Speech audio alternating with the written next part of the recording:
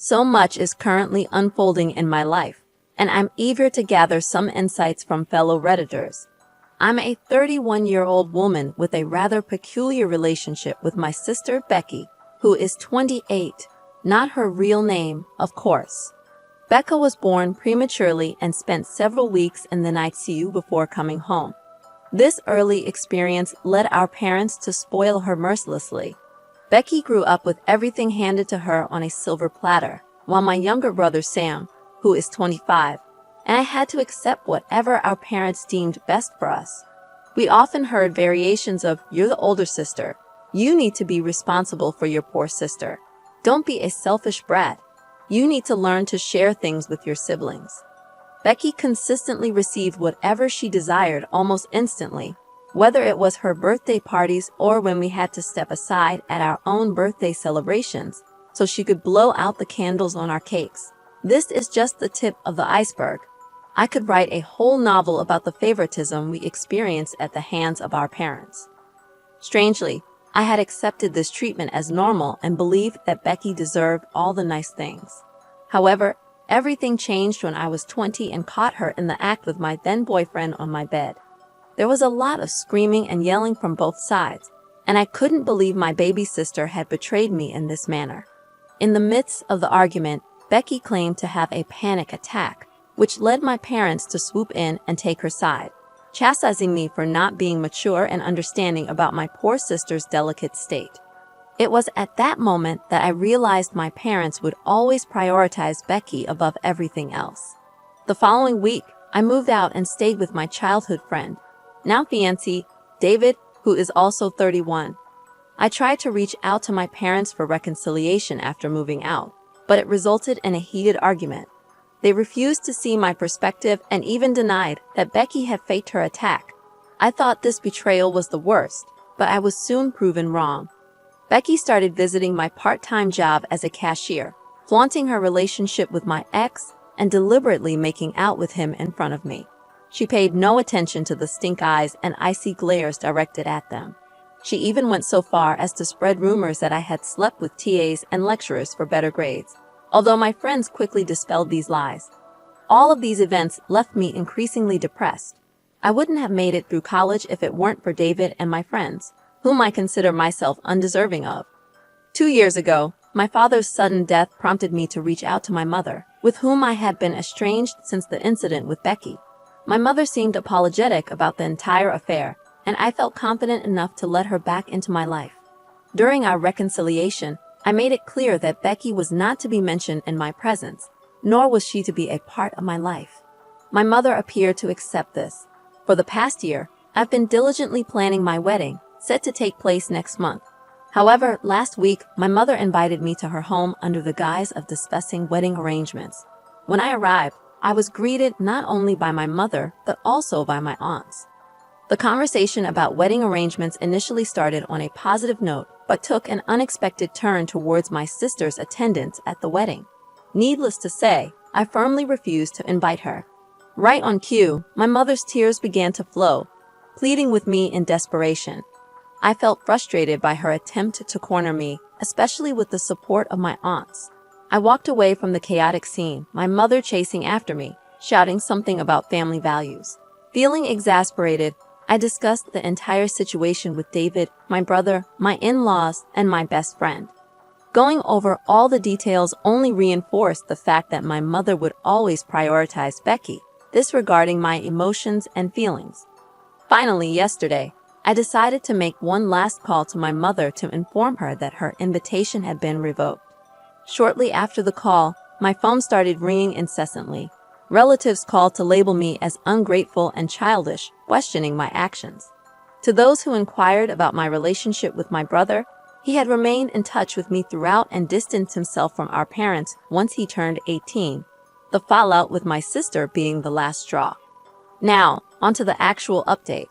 As many of you speculated, my mother had twisted the story to her advantage, painting it as a fight over a guy that led to me storming out of the house.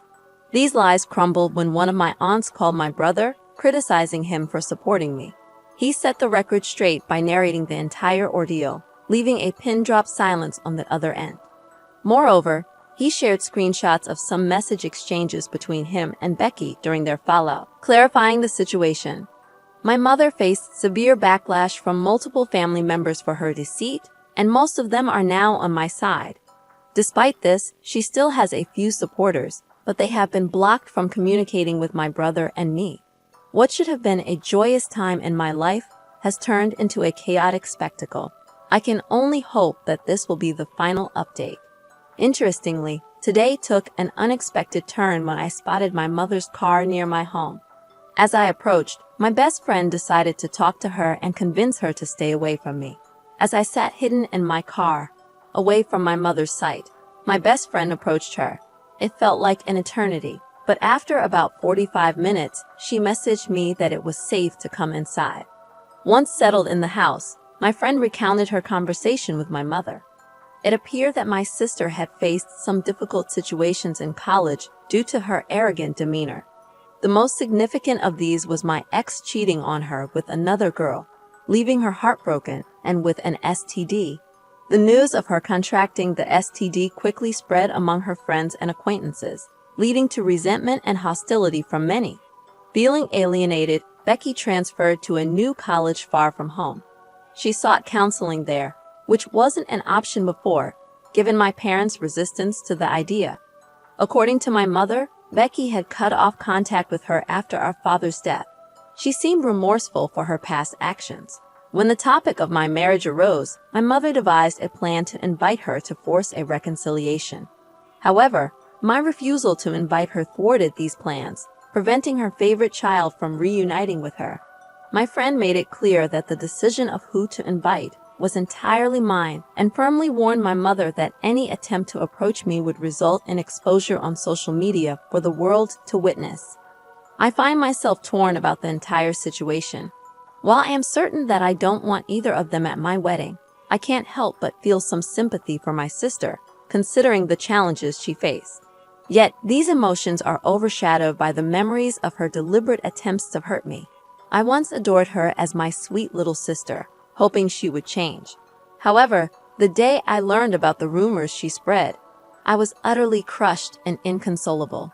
It was David who encouraged me to seek counseling and later therapy. Without his and my friends' unwavering support, I might have been an emotional wreck. I sincerely hope that Becky can work on her issues with her therapist and undergo a transformation, becoming a better person in the process, perhaps in the future. I am open to the possibility of reconciling with my sister, but at this moment, I am far from ready to meet her. As many of you suggested, we had a meeting scheduled with the vendors and the wedding planner. We've taken steps to ensure security during the wedding and the reception. You've made the right decision by not giving in to your mother's demands. She clearly attempted to manipulate the situation in her favor, putting you in a difficult spot in front of your aunts. It might be helpful to check out the subreddit r/raised_narcissists. To address another issue, I really enjoy wearing scarves in my hair. However, my boyfriend isn't the type to give gifts. It was surprising when he unexpectedly showed up at my place with a scarf. Although it had some stains, it was beautiful. I washed it, and it quickly became my favorite. A few days later, when I went to his parents' place to discuss our wedding, his sister became fixated on the scarf. Suddenly, she approached me and tried to pull it off, accusing me of stealing it from her. I was shocked and confused, explaining that my boyfriend had given it to me, but she wouldn't listen, calling me a liar and even mentioning old nail polish stains on it that she had dropped. I took off the scarf, threw it at her, and left before my boyfriend joined us. When he later asked where I was, I told him I had gone home. When he returned, we had a major argument. In the original post, I didn't provide some necessary information. He confessed that the scarf had belonged to his mom, who had given it to his sister years ago. She hadn't even worn it, and he found it in the storeroom, thinking of giving it to me instead of it going to waste. Now, I think it's important for your boyfriend to understand that if he wants to give you a gift, he should buy it rather than taking something without permission. Technically, you unknowingly received stolen property due to his actions. While the scarf might not hold significant monetary value, the situation left you feeling utterly humiliated. This happened to me, but with a necklace. X gave me a lovely necklace, and I wore it. Some friends saw it and said it looked like the one she had.